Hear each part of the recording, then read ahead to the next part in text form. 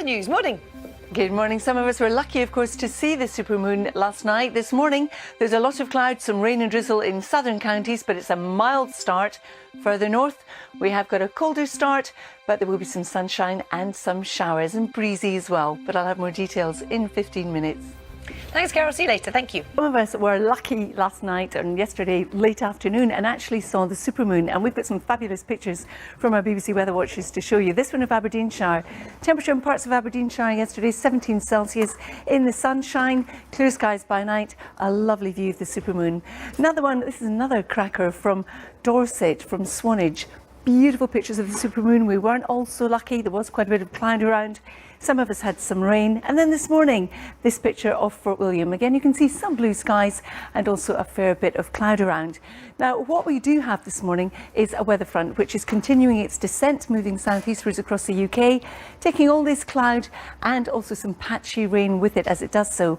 It's quite murky across Wales and the southwest at the moment, with hill fog, drizzle as well, but as the front sweeps through, it will improve from the north. And in fact, you can see for many northern parts, including the shelter of any hills or mountains, we are looking at some sunny spells coming through, but not the dizzy heights of 17 Celsius we had yesterday.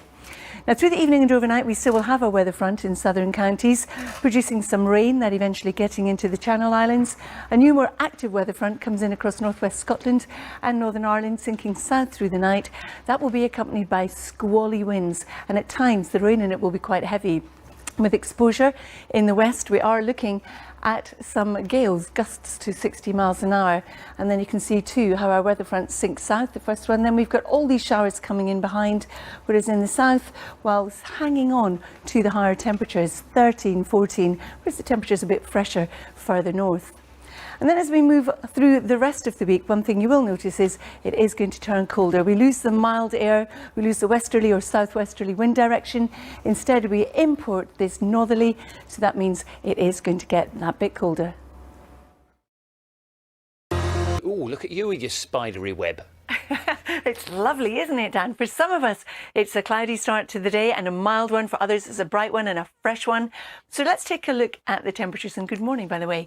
You can see what's happening at the moment. In Hull, this is where we've got the highest temperature in the land currently. That's 15 Celsius. Cardiff and London and Birmingham, 13. Belfast 10, Edinburgh 9. So we've swapped round from yesterday when it was cold in the southeast, mild everywhere else. It's almost the opposite today, but not quite.